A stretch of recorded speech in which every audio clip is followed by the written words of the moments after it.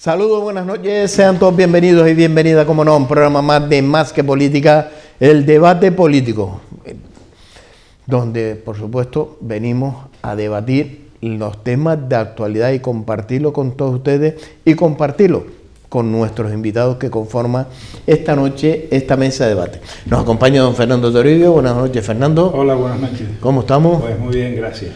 También nos acompaña don Domingo Madera. Buenas noches, Domingo. Buenas noches. ¿Cómo estamos? Muy bien, muy bien. Y don Francisco Pérez. Muy buenas noches. ¿Cómo estamos? También muy bien, como los compañeros. Tenemos un tiempo con calima. Sí, pero la parte sanitaria controla la situación. Controla. Controla. Madre mía. A distancia.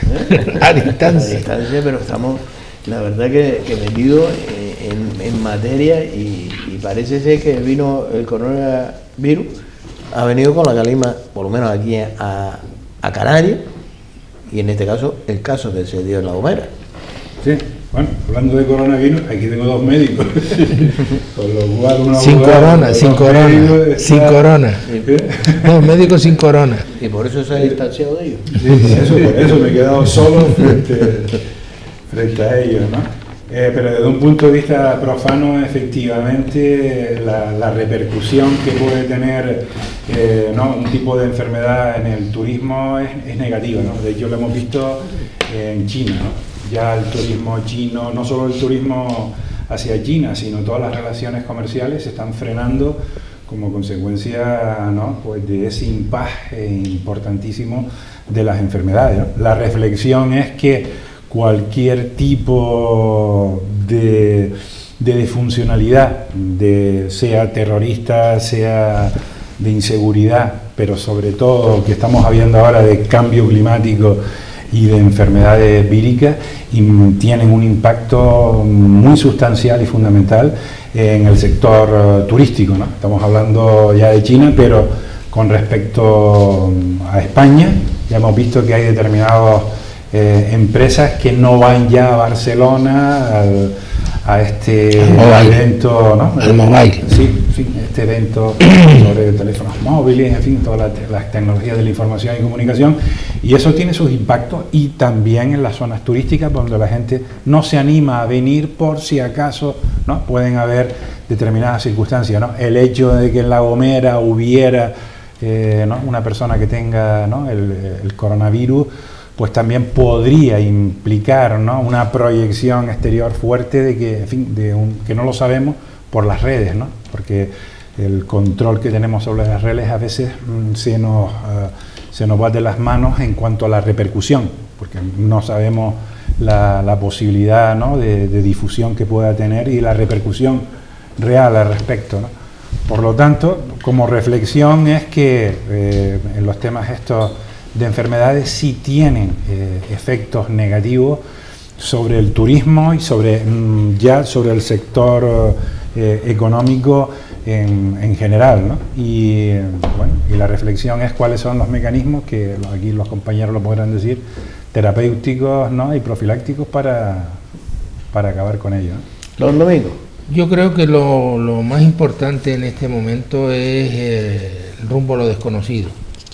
Y eso es lo que hace que todo el mundo se frene por si acaso. Y después el riesgo de la mutación del virus. Estamos viendo un tipo de virus que en cualquier momento puede mutar y aparecer otro diferente. Esos son los riesgos. Los virus normalmente no tienen tratamiento sus complicaciones. Y lo único es una vacuna. La vacuna tarda una serie de días en poder tenerla para que sea efectiva. Por lo tanto, yo creo que lo que hay es un temor grande a lo desconocido, y después ya se empieza a hablar de que incluso la mortalidad es menor que la gripe normal, con lo cual estamos en un mundo de que las noticias corren mucho, y bueno, yo creo que lo que hay que hacer es precaución como siempre, lo que se está diciendo que no es nada nuevo, que es el lavado de las manos en todas estas cosas, el evitar el contacto directo con personas que estén infectadas, y al final pues tiene su periodo de incubación de sus 15 o 20 días, y después ya veremos. Don Francisco. Bueno, quizás incidiendo en otro apartado, estamos en un mundo donde la globalización de todos los sectores influye, y no cabe duda que el tema de la salud también, y lo estamos viendo, ¿no? Un cuadro vírico que prácticamente se ha extendido por casi todo el mundo, salvo el continente africano, que es el que parece ser que está a salvo de casos. 21 países de la Unión Europea han sido afectados, y esto tiene que hacernos pensar una serie de condiciones, que esta globalización también, que afecta a la parte sanitaria, pues influye en el resto de elementos que condicionan la economía de un país, como decía bien Fernando, ¿no? El miedo a viajar, el miedo a congresos, el miedo a eventos, pues eso condiciona un desarrollo económico que en la situación que estamos, pues en los países que viven de ese elemento tan importante que es el turismo, como el caso de España y el caso de nuestras islas, pues es fundamental que intentar dar un mensaje de tranquilidad para evitar una debacle que nos pueda afectar enormemente. Pero tampoco tenemos que darle la importancia, como decía Domingo, a la situación. China es un país que ha tenido cuadros previos anteriores de epidemias de este tipo, como ha sido el virus de la gripe A y el SARS, famoso SARS, y las medidas que se están tomando ahora son importantes a tener en cuenta. Estamos hablando que prácticamente de primera instancia 41 millones de personas se pusieron en cuarentena, cerraron fronteras, cerraron fábricas, cerraron empresas, cerraron colegios, cerraron y construyeron hospitales, por así decirlo, en 10 días para miles de personas. Las noticias de un régimen tan cerrado como es el chino puede condicionarnos también que la situación puede ser más importante de lo que es, sobre todo porque tú has dicho un elemento importante en el tema de los virus, que son las mutaciones. No sabemos si este virus ya se ha detectado mutaciones que están produciendo una mortalidad más importante de la que nosotros sabemos. Desde el momento en que China, no solo 41 millones, se le lleva por 91 millones, Hong Kong ya prohíbe la salida del país, ya prohíbe la entrada en el país. Señores, vamos a tomarnos esta situación como algo seria. Yo, sin llegar a crear un alarmismo, cuando se creó con la gripe A, donde hay unos condicionantes económicos importantes, yo recuerdo cuando el presidente de la OMS, al final parece que tiene una cierta relación con el famoso laboratorio del famoso retroviral, pues, y de la famosa eritromicina también para controlar las complicaciones, pues yo me acuerdo que en los protocolos que nos reunieron el Servicio Canario de Salud, a todos los técnicos de salud pública, para hacer los protocolos a nivel de los diferentes municipios, estar preparados para lo que se avecinaba, nos informaron de que el Estado español había comprado sacas, porque esperaban, los famosos sacos esos con cremallera, porque será una mortalidad enorme. En aquella época quedó en un bluff. Yo recuerdo que muchas administraciones, incluso el Ayuntamiento de San Bartolomé de Tirajana, compró desinfectantes para las manos, guantes para los cuerpos de seguridad, como medida protectora, que al final aquello quedó en un bluff. Aquí la situación parece que es mucho más importante de la que nosotros podemos conocer. Quizás a nivel político se están manejando datos que no trascienden, porque un país no se blinda, como se ha blindado China, para controlar un cuadro de este tipo si no tuviera una mortalidad tan excesiva como lo contrario que nos están diciendo, que efectivamente no hay una mortalidad, es menos mortal que el virus de la gripe. Pero todo eso pues hay que tomarlo como consideración para no bajar la guardia y que estemos preparados ante cualquier cuadro. En definitiva, un virus como el virus de la gripe va a afectar siempre a aquellas personas que tengan sus defensas o con una enfermedad de base que pueda, exactamente, que pueda surgirle complicaciones por esa infección respiratoria. Como cualquier infección vírica. Y lo que está claro es que lo que hay que tener son precauciones y no estamos hablando de nada nuevo, porque si ustedes recuerdan o se fijan, si han estado en los hospitales en los últimos años, desde hace ya por lo menos 8 años o así, en la época de la gripe aviar y todas estas historias, hay dispositivos en la entrada de las habitaciones de los pacientes para que el médico que explora o que tacta o lo que sea se lave las manos, la enfermera, todo el mundo. Entonces lo que tenemos que hacer es esa especie de asepsia, cada vez que ves a un paciente o cada vez que tocas algo, guardar la distancia. Con los pacientes que están infectados no hay sino aislamientos, cuarentenas, comprobar si están infectados o no, que la mayoría no están siendo infectados. Es que hay un alarmismo, yo creo que por lo desconocido, el miedo a lo desconocido. Pero si te pones a pensar, no deja de ser una infección vírica más, que parece que su mortalidad, según dicen, si no nos están engañando, es menor que la gripe. Y entonces, hombre, precauciones, cuidado, no bajar la guardia, pero tampoco estar asustados ni alarmados. Sí, pero desde un punto de vista del ciudadano, no del punto de vista médico, es decir, desde el punto de vista de la transparencia, el desarrollo de esta enfermedad es terrorífico porque un médico ya había detectado que determinados pacientes que podían tener una enfermedad vírica, se lo pone en conocimiento de otros compañeros, le cae encima el aparato del Estado, lo procesan, le hacen rectificar, el hombre ya está enfermo y muy enfermo. Entonces, cuando ves que el aparato del sistema hace un cortafuego, es el cortafuego de internet que tienen los chinos, ¿no? El sistema del poder público chino controlador sistemáticamente, que machaca, que no es un sistema democrático, que hace un hospital en 10 días, que está haciendo otro que lo va a terminar. Y también hay una broma que hay por ahí que dicen, oye, con los chinos ¿cuántos millones de habitantes hay? Oye, pues si se mueren 90.000 o 100.000 no pasa nada, es como si fuera un gomero, dijeron un chiste el otro día, como si fuera un gomero que si se muere, pues bueno, pues equivale a X chino, o sea, estamos hablando de una sí, tomadura. Pero lo importante, Fernando, sí, es que no hay tratamiento. No, pero bueno, no, pero el entonces, tema es todo eso ¿para qué? Sí, pero no, el control, la transparencia, las complicaciones, el saber qué es lo que están diciendo y si efectivamente se están produciendo muertes, porque una cosa es el punto de vista técnico, científico, y otro es cómo los poderes públicos pueden de alguna manera paliar esta situación desde la perspectiva política, ¿no? Entonces, primero es transparencia, no hay absolutamente transparencia. No hay ninguna información veraz y fidedigna porque enseguida te saltan encima el aparato sensor del gobierno chino, ¿no? Entonces, claro, es un tema realmente problemático. No hay libertad de prensa. A la prensa que ha intentado hacer cualquier tema le han caído encima. Y viene la contraimprenta, por decirlo de alguna manera, del aparato chino diciendo que todo va bien, que todo está controlado, y eso no es así. Y entonces hemos visto cómo ya se ha repercutido en otros países y la gente tiene sospechas.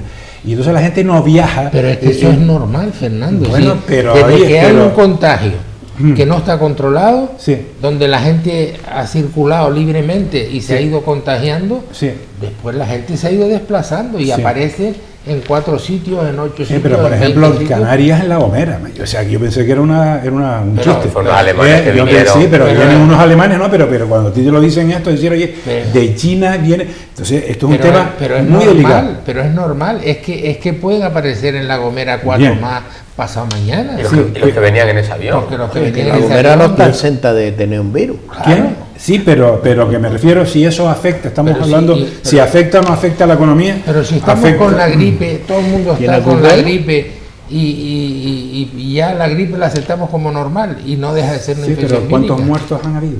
Es normal que mueran 90.000 personas. Claro, bueno, pero eso, ¿dónde está eso? 90.000 personas no han muerto. No, pero bueno, lo que dicen las teorías. No.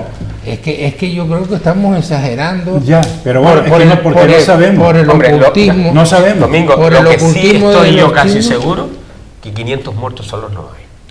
No 500 importa. muertos. Y que no nos están Pero contando la ¿cuántos- verdad. Exactamente. Por pero eso, por ¿cuántos esa hay falta de por la tra- gripe? Pero ¿cuántos hay todos los años por la gripe? Exactamente. Y además siempre se espera y se Personas- hace campaña de porque vacunación. además, y toda la fíjate que historia. la noticia del otro día parece que los niños no se afectan del virus. Bueno, hoy se acaba de saber que a través de la placenta se transfiere al niño Claro. recién nacido, un niño con 30 horas Claro, pues pero- desarrolló el virus. pero- Hay un desconocimiento importante de información eso es lo por el fundamental. carácter sensor. No se ha controlado desde el minuto 1 dando la realidad. Cuando era una cosa que parece ser que estaba muy restringida a Wuhan en China, pues hoy mismo tenemos un crucero con 3.000 personas, que hay me parece Pero 10 es o 15 normal. personas afectadas. 40, o sea, que 40. ha habido una extensión bastante importante Pero es del virus. es normal. Dentro de estos los cuadros víricos Es y en esta eso época. está pasando con la gripe. ¿Por qué no hablamos de la gripe que que ha habido y el repunte que puede venir ahora otra vez. Porque el virus de la gripe es un virus que está controlado, que se hace seguimiento y que está la vacuna previamente preparada para la fase más, digamos... Y lo aceptamos y lo conocemos. Y aquí hay un gran desconocimiento Pues ya está, de ese no hay más. coronavirus, Pues que el no problema más. es mutación del virus.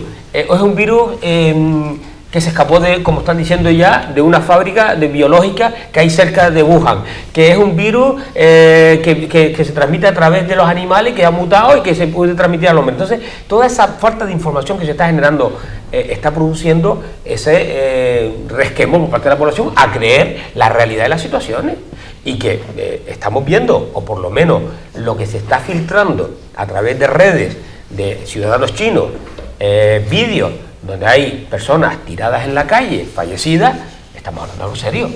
Es decir, yo conozco conocidos que tienen relación con chinos, bueno, está casado con una persona china, que tiene su familia cerca de esa zona, todo el personal sanitario está bastante asustado porque una gran parte importante, y tú lo sabes, de los afectados en este cuadro es el personal sanitario porque el más en contacto está con este tipo de personas y el que más riesgo tiene de infección. Están diciendo que la situación es mucho más de lo que está saliendo en los medios de comunicación. Entonces vamos a tomar estas cosas con mucha cautela, porque lo que se esperaba a lo mejor con la gripe A, que no sucedió, puede pasar con este coronavirus, pero vamos a ver cómo evolucionamos, sale la vacuna y las medidas correctoras. Por supuesto, lo que tú dices, aislamiento y medidas de higiene, es lo que hay que hacer. Y luego tratar las complicaciones, consecuencias de esa debilidad del sistema inmunológico por una infección vírica. Y acelerar la producción de la vacuna. Sí, no, pero en líneas generales, desde el punto de vista profano, del normal, la gente se retrae a la hora de viajar. Claro. No ir al sitio pero es lo desconocido, mosquearse porque un tío tose, o sea, pero es lo desconocido, Fernando. Ya. Es a lo que yo quiero que lleguemos a ponernos de acuerdo, que el temor que está justificado es por miedo a lo desconocido. Sí. Que eso ha pasado con la gripe aviar, con las vacas locas, con la no sé qué, con todo. Después al final, por suerte, eso se viene abajo.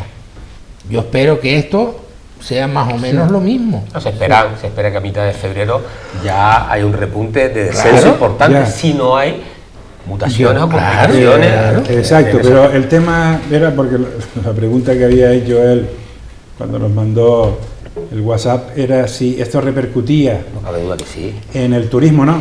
Digo, no, oye, pues no, pues sí, yo creo que sí. Es simplemente la reflexión. Puedo estar equivocado, pero creo que sí. No, está clarísimo. Por lo menos Primero un tipo de turismo que a lo mejor no afecta tanto a nosotros como el turismo chino.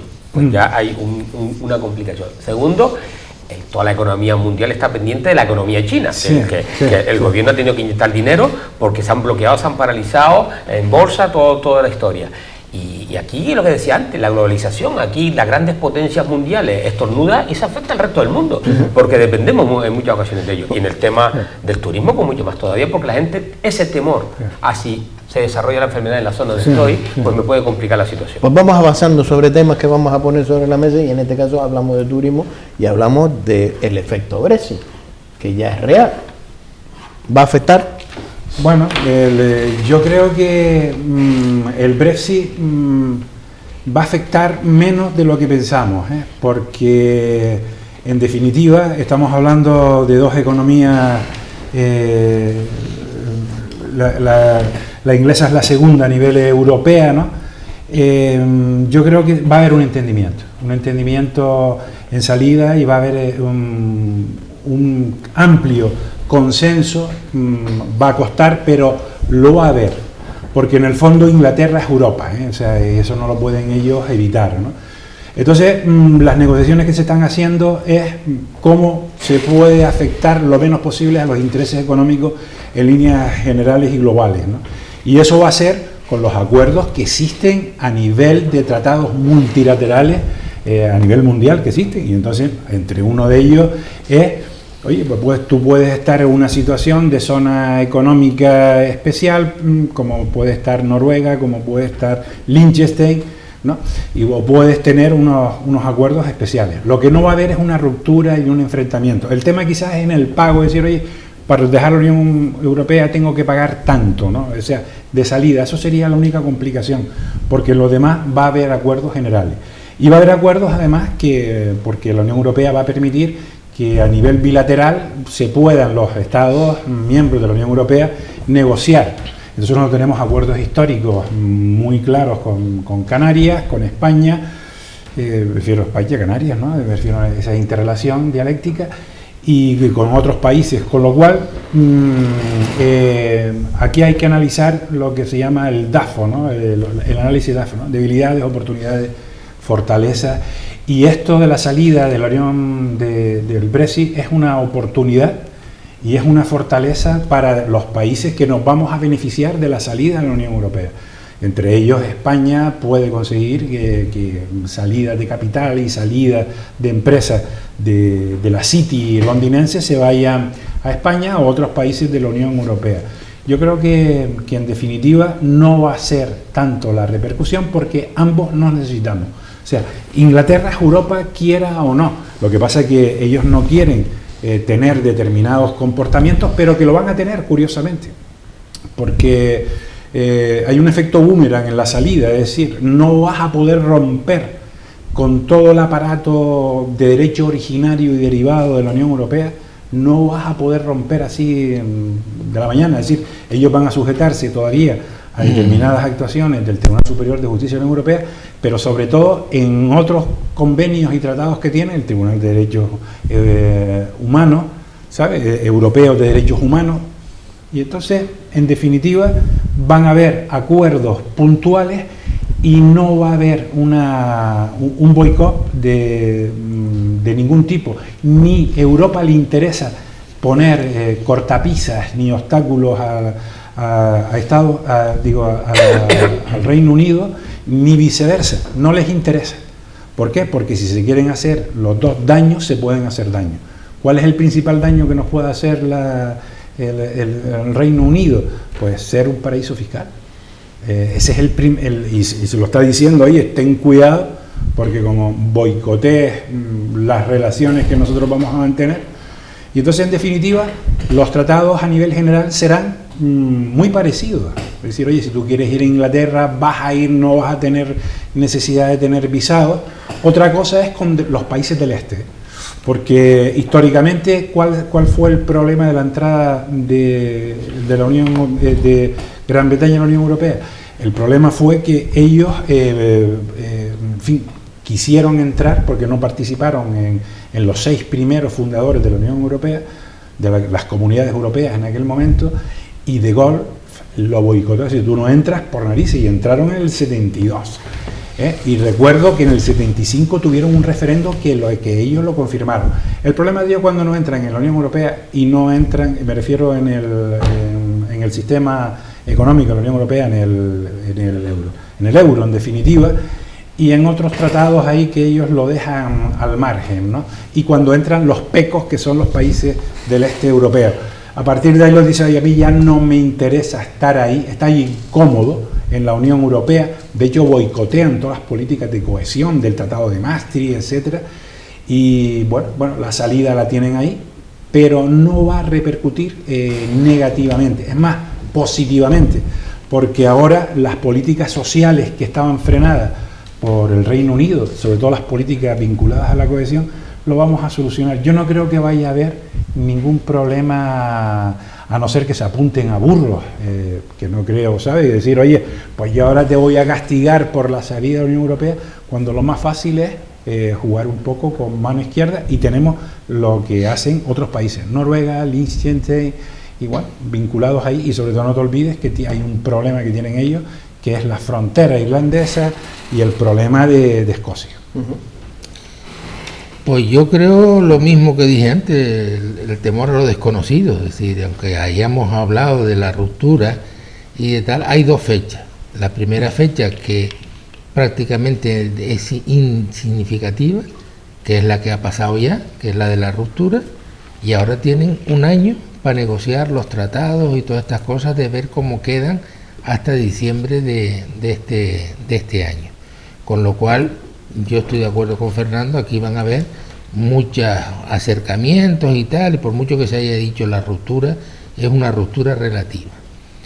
Y donde sí tenemos un problema es Gibraltar. Yo creo que eso sí que es un problema. Y ahí es donde va a haber qué tipo de tratados van a hacerse y cómo va a pasar la gente de la península al Peñón, del Peñón a la península, etcétera, etcétera, porque es un territorio específico, diferente al resto. De resto, yo creo que hay que esperar a lo largo del año a ver cómo van quedando las cosas y las consecuencias las veremos a partir del año que viene. Yo, al contrario de mis compañeros, tengo muchas más dudas. Efectivamente, el Brexit va a suponer un antes y un después en lo que es la situación de la Unión Europea. Sabemos que Alemania y el Reino Unido eran los dos grandes países poderosos de esta organización, y yo no veo que vaya a haber una tranquilidad o un tránsito sin muchos sobresaltos. Yo creo que va a haber muchos sobresaltos, sobre todo por las posiciones del Boris Johnson, que quiere un acuerdo prácticamente como el de Canadá, y que es muy complicado llevarlo a la práctica con el resto de los países de la Unión Europea y sobre todo con Alemania, ¿no? Es verdad que vamos a tener un año donde este acuerdo político se va a tener que transferir en esos acuerdos administrativos, con esa deuda pendiente que tienen los ingleses, esos acuerdos de los ciudadanos europeos que están en Inglaterra y los ingleses que están, las colaboraciones, pero y sobre todo los aranceles que se quieren poner a los productos europeos, que a nosotros los canarios nos van a perjudicar. Y por supuesto, ese Brexit sí va a afectar al turismo de una forma clara. Por una razón, claro, por esa situación de precariedad turística que estamos ya ahora. Tenemos en cuenta, como Fernando bien decía, que son los segundos proveedores de turistas a nuestra isla, y que en este proceso de estos últimos meses del año pasado, pues hemos perdido un número importante de ingleses en Gran Canaria. Nosotros hemos perdido alrededor de 67.000 turistas ingleses, mientras que alemanes 112.000. Tenerife no ha perdido, prácticamente se han mantenido los niveles de ingleses, ha perdido también un tema importante de alemanes, pero ellos han sabido compensarlo con otros proveedores para poder compensar esa bajada de turismo. Y esto es una situación, con la crisis económica, con la crisis de vuelos, que ha generado esa disminución en asientos, o esa falta de asientos de vuelos para viajar a Canarias.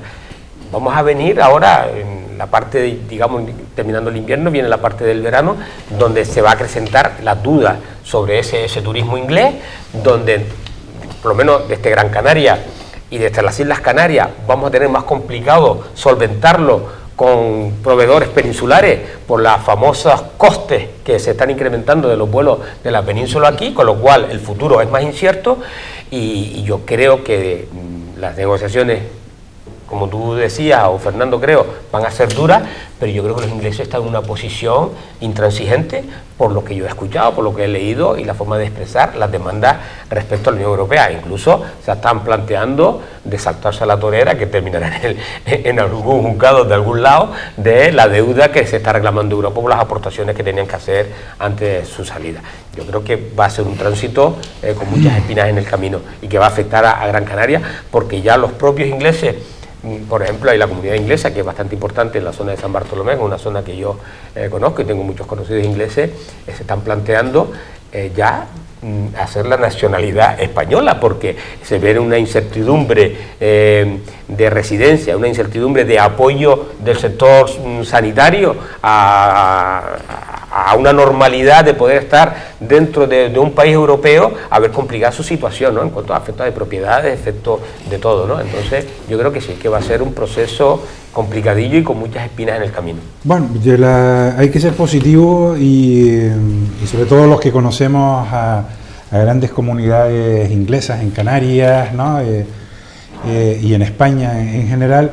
Lo que sí hemos visto a nivel europeo es que los ingleses se han doble nacionalizado en Irlanda, o sea, irlandés, inglés, en España también, en fin, francés. Los que han podido han estado ahí, pero por esa inseguridad en líneas generales. Pero si te fijas en una trayectoria cronológica en sentido retroactivo, cuando la anterior primer ministra inglesa, no me acuerdo el nombre ahora, Margaret Thatcher. May. viste que llegó a un acuerdo y que se lo torpedearon, y después viene Boris Johnson que montó también un follón, y lo que hizo fue llegar al mismo acuerdo que había llegado Mayer, ¿no? Entonces, en definitiva, ese va a ser el acuerdo, es decir, y era un tema político de ellos, es decir, una cuestión política de beligerancia para conseguir políticamente ser ganadores de unas elecciones en Inglaterra a favor del Brexit. Una vez hecho eso y que han conseguido el tema, los ingleses son muy inteligentes, muy prácticos, y saben que la jugada que han hecho no es buena en líneas generales, y eso ya lo están viendo ellos. O sea, todo lo que vendieron, que el Brexit era maravilloso, pues han visto que no. Entonces, ¿qué es lo que están ellos intentando conseguir? Y es donde la flexibilidad de la Unión Europea tiene que hacer, oye, pues yo me quiero salir y tener un comportamiento como Noruega. Lo que pasa es que la Unión Europea no puede permitir eso, porque si no mucha gente quisiera hacer lo mismo. Si los beneficios los utilizo, sí, y los contras o los pros, claro, y los contras, sí, no me interesa, pues, oye, estaríamos, sí, quién aporta, quién pone. Pero va así, pero es que esa es la negociación, o sea. Bueno, es que él está planteando un acuerdo como con Canadá, o sea, hay bastante duro respecto a Europa, y Europa no puede permitir esa libertad de tránsito. Pero están en esa historia, y entonces la Unión Europea tiene que lidiar con eso, y va a lidiar con eso, y esa es la flexibilidad que tienen que tener. Estás hablando de la segunda economía europea, claro, y la primera potencia militar europea, porque estás hablando, entonces todo eso se está barajando, y hay que ser muy flexible. Y entonces ellos ya lo han hecho, ¿no? Entonces lo que está claro es que el resto de los países de la Unión Europea, curiosamente, ante este desafío del Brexit, se han mantenido unidos. Fíjate que curiosamente eran 28, somos ahora 27 miembros de la Unión Europea, se han mantenido unidos. O sea, no hemos, ni Suecia, ni Finlandia, ni Dinamarca, sobre todo Dinamarca y Suecia, que son los que tienen sus peculiaridades específicas, y estamos ahí. Con lo cual yo creo que esto es una oportunidad, primero, para fortalecer Europa, ese sistema que nosotros queremos y que todavía cuesta mucho, pero nos ha fortalecido, y yo lo estoy viendo, curiosamente lo estoy observando. A lo mejor puedo estar equivocado, y entonces eso puede ser un tema positivo. Ahora, dicho esto, que puede ocurrir en ese DAFO, ¿no? Debilidades, fortalezas, oportunidades y amenazas que puedas tener. Oye, de esta historia, ¿qué oportunidades y fortalezas podemos sacar? Muchísimas. Y entonces, una de ellas es que estamos viendo un fortalecimiento de la Unión Europea, y que va a ir a más seguro. A ellos no les interesaba decir, oye, el tema de los países del este, Rumanía, Bulgaria y todo esto, o sea, tuvieron ese problema con esas falsas noticias, y ahora ellos van a estar ahí, y yo estoy convencido de que esta gente en 50 años vuelve. Van y tienen las puertas abiertas, y van a volver porque en definitiva esa globalización, y ellos fuera de la Unión Europea, ellos son Europa. O sea, curiosamente, aunque sea una isla, ellos son Europa. No se pueden, siempre lo han sido, y siempre... Y que van a tener una papa caliente ahí, como es Irlanda del Norte y Escocia. Exacto, bueno, eso lo tienen ahí ya. Pero, por ejemplo, ellos... ¿por qué ellos quisieron entrar en la Unión Europea? Y los frenó De Gaulle 3 veces. Entraron en el 72. Porque De Gaulle dijo, esta gente tiene muchos intereses y no quieren, lucharon. Ellos estaban muy cómodos hasta que entraron los países del este. Hasta ese momento ellos estaban bien. Y además con el cheque europeo que hizo Margaret Thatcher, estaban geniales. Decía ellos, prácticamente la aportación era nimia. Estaban realmente, además no pertenecían, boicoteaban las políticas de cohesión, no entraron en la moneda única, todas las políticas sociales las boicoteaban, estaban incómodos.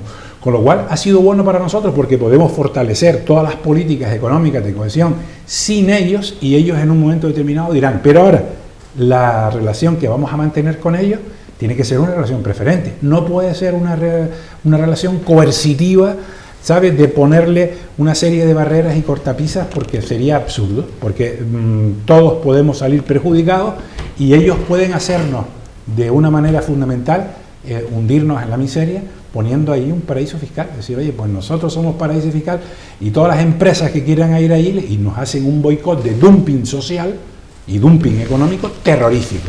Con lo cual yo creo que esto se va a solucionar, porque tenemos unos grandes diseñadores de política, que son los europeos, Y los ingleses son unas personas muy prácticas. Yo no le tengo miedo a esa historia.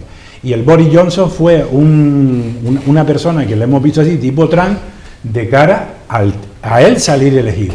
Y lo consiguió, toma, ahí lo tienes. Ya está, ya tú eres, y ahora has visto que está él negociando. Él no va a romper las reglas del juego ni la baraja, segurísimo. Porque además,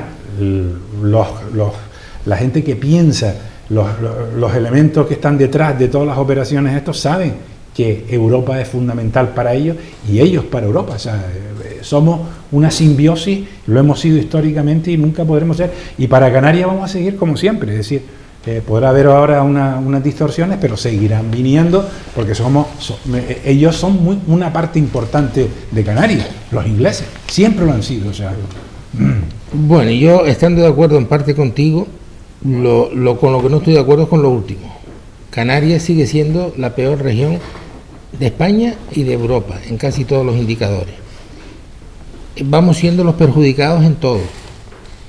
Y desde hace tiempo vengo diciendo que Europa está muy bien, la Comunidad Europea está muy bien, los países de la Comunidad Económica Europea van bien, pero las regiones ultraperiféricas vamos mal. Y más Canarias. Todavía las otras medio escapan.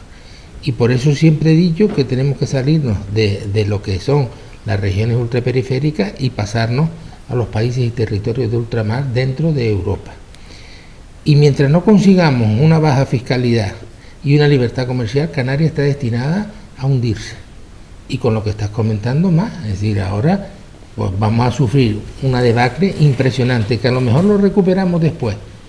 Pero la salida del turismo, el tema de la agricultura y todas estas cosas nos van a perjudicar bastante. Y si ahora estamos mal, difícil va a ser levantar la cabeza. Yo sigo diciendo que mientras Canarias sea RUP, estamos mal en Europa. Pero eso nadie lo coge, nadie lo estudia, nadie lo mira y seguimos defendiendo las RUP y a ver si nos dan más dinero en las RUP y a ver cómo nos tratan mejor en las RUP. Y después el gobierno de España, pues cuando quiere nos maltrata y cuando no quiere no nos maltrata, y los indicadores siguen siendo cada vez peores. Ojalá lo que los compañeros plantean, ¿no? que sea un tránsito, aunque sea con espina, que al final sea un acuerdo, sea así. Yo tengo mis dudas porque los ingleses han sido muy prepotentes en muchas situaciones de crisis europeas, ¿no? Y ellos defienden lo suyo con mucho ahínco, muchas veces pasando del bien general, como ha demostrado incluso estando dentro de la Unión Europea, boicoteando y no aceptando muchas de las propuestas. Lamentablemente, la situación enconada que se puede generar entre Europa, que como bien dice Fernando, han demostrado una fortaleza de estar unidos y decirle en un momento determinado a los ingleses, si se quieren marchar, váyanse ya, pero se van a marchar con todas las consecuencias. O sea, se les pusieron las cosas claritas a los ingleses a los efectos de que ellos pensaban que se iban a marchar y iban a salir de rosita, ¿no? Y tienen que cumplir lo que tienen que cumplir y después hablaremos. La situación es que esas políticas enconadas entre una posición europea firme y una posición inglesa también firme nos puede traer graves problemas, y lo más afectado es lo que está diciendo Domingo, aquellos que estamos ultra periféricos como son las Islas Canarias, que el costo, la economía depende en parte de las exportaciones a Inglaterra de nuestro tomate, del poco que se puede hacer ya, y también del turismo inglés, que también es un elemento importante, como decía antes, el segundo proveedor de turistas a nuestro archipiélago. Por tanto, una situación que a Canarias nos puede afectar de forma importante. Por tanto, deseo que ese Brexit duro que plantean los ingleses estilo Canadá, pues no sea así, porque Europa no lo puede permitir. No lo puede permitir porque entonces inmediatamente a todos aquellos países que tienen una aportación importante para las subvenciones europeas que tanto ha beneficiado a España en su momento y a las Islas Canarias, y que ahora están subvencionando a los países del este con menos desarrollo que nosotros, pues se ven condicionados a esos países. Entonces prefieren estar en la situación inglesa, de decir, yo me recojo los beneficios de ustedes, pero no recojo los pros o los contras que ustedes me exigen como apoyo económico, aportaciones económicas. Ya hoy mismo Europa ha pedido 650 millones el Consejo de Salubridad para pelear y enrocarse en posturas comunes para defendernos del coronavirus. Estamos hablando de 600 millones de euros. Son aportaciones que tienen que hacer los países que no se contemplaba. Por tanto, señores, la situación también De todas formas, hay que tomarla con cierta mesura. De todas formas, Fernando decía que dentro de 50 años vuelve. Yo creo que antes. Yo creo que dentro de 4 años. Puede. Porque el Brexit fue una cosa, el referéndum fue una cosa precipitada, media tal. Y Fue un farol de Cameron. Fue un farol de Cameron. Lo mismo que en Cataluña. La mitad de la población no está de acuerdo con el Brexit. Y si ahora las consecuencias no son buenas, pues van a haber más descontentos. Y el retorno va a ser probablemente más pronto. Sí, pero por eso es la negociación que va a hacer este hombre. Este hombre no es tonto. Es decir, igual nos dice, coño, Trump es un subnormal, ¿no es verdad? Parece. No, pero no lo es. Una persona está ahí. Además hay que tener un respeto. Pues lo mismo el Boris Johnson. Son gente muy inteligente que saben. Es decir, su electorado y su proyección política en aquel momento era el Brexit duro, y eso es lo que ganó las elecciones. Y la gente lo ha seguido. Pero ahora se arrepiente. Claro, no se arrepiente. Sino, yo he ganado, pero ahora él va a... Es decir, ¿cómo encajo yo esta situación? ¿No? Y la voy a encajar negociando. Y va a negociar duro, porque los ingleses son unos negociadores duros, pero en el fondo la Unión Europea va a decir, usted tiene que dar...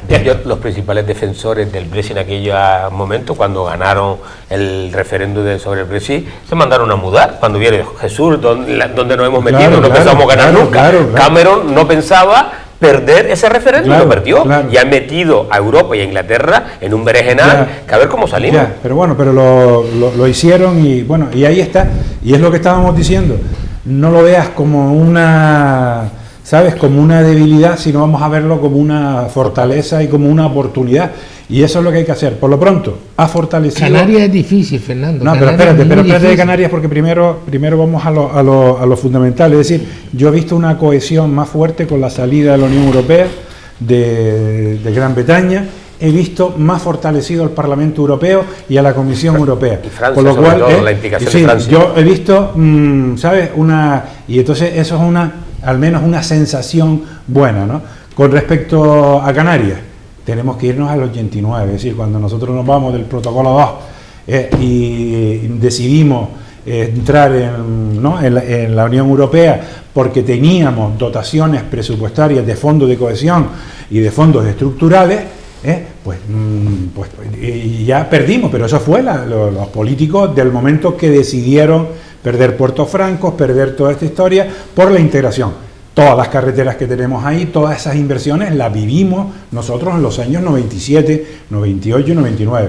Y vivimos esos fondos de cohesión para aproximarnos a la renta media europea, ¿te acuerdas? Es decir, entonces, claro, llegó un momento en que lo hicimos, pero claro, cuando ya tú empiezas a ser portador nato de dinero a los fondos estructurales y no los recibes, vienes en esta miseria porque no estábamos preparados. En definitiva, ¿qué hemos visto en España y en Canarias más todavía? Oye, pues que el euro son 166 pesetas y esas 166 pesetas se nos han multiplicado por 2, y con lo cual estamos empobrecidos. Y ahora hemos visto lo que estás diciendo, que toda la destrucción de empleo que hemos tenido en este mes de enero ha implicado todo el crecimiento que tuvimos el año pasado, en los últimos años. Un efecto inversamente proporcional al crecimiento que tuvimos en el 2019. Es lamentable. Y estamos empezando. Y estamos empezando. Y nos vamos a publicidad. Nos vamos a publicidad y a la vuelta seguimos con este tema y otros temas más que vamos a sumar a esta mesa de debate.